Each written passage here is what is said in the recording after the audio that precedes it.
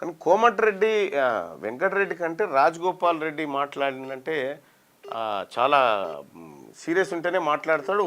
ఇంకోటి ఏంటంటే ఓ మాట అంటే ఇక దాన్ని చేస్తాడు కష్టమో నష్టమో.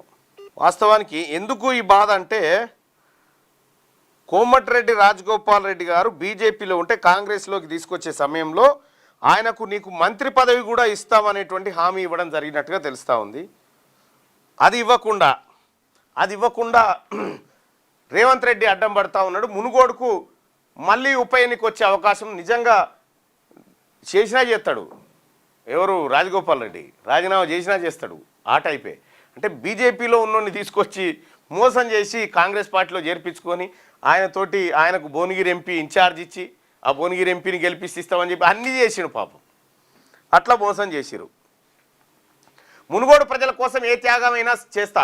గతంలో రాజీనామా చేస్తే ప్రభుత్వమే దిగొచ్చింది. పదవులు పైసలు ముఖ్యమంత్రి తీసుకుపోతున్నారు. మంత్రి పదవి ఇస్తామని హామీ ఇచ్చారు. ఇక వారి ఇష్టం.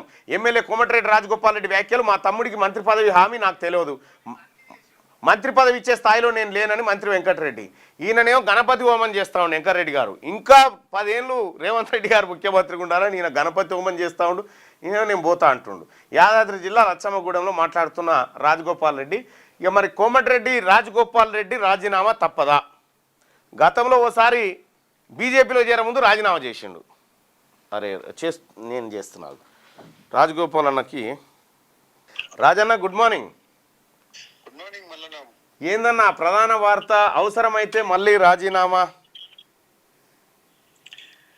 అవసరమైతేనంటే అక్కడ మనం మున్గోడు పబ్లిక్ లో మాట్లాడేటప్పుడు నియోజకవర్గ అభివృద్ధి గురించి నేను ఎంత దూరమైన పోతా. గతంలో కూడా ఆపోజిషన్ పార్టీ ఎమ్మెల్యే ఉన్నప్పుడు అవును అసెంబ్లీలో ఎంత చేసినా చేయకపోతే డెవలప్మెంట్ కి సహకరించకపోతే రాజీనామా చేసి ప్రభుత్వాన్ని ప్రజల కాళ్ళ దగ్గర తీసుకొచ్చిన మున్గోడు ప్రజలకు. అవునవును. ఇప్పుడు కూడా నాకు పదవి ముఖ్యం కాదు, పదవి ఇస్తామని వాళ్ళు మాట ఇచ్చిండ్రు. ఇస్తారా ఇవ్వరా వాళ్ళ ఇష్టము. మీకు ఇస్తామని తీసుకొచ్చింది అందరికీ తెలుసు. మీకు మంత్రి పదవి ఇస్తామన్నారు. తర్వాత భువనగిరి ఎంపీగా ఇన్ఛార్జిగా ఉండి భువనగిరి ఎంపీని గెలిపించడంలో కానీ రకరకాలుగా కాంగ్రెస్ పార్టీని అధికారంలో తేవడానికి మీ పాత్ర ఉంది.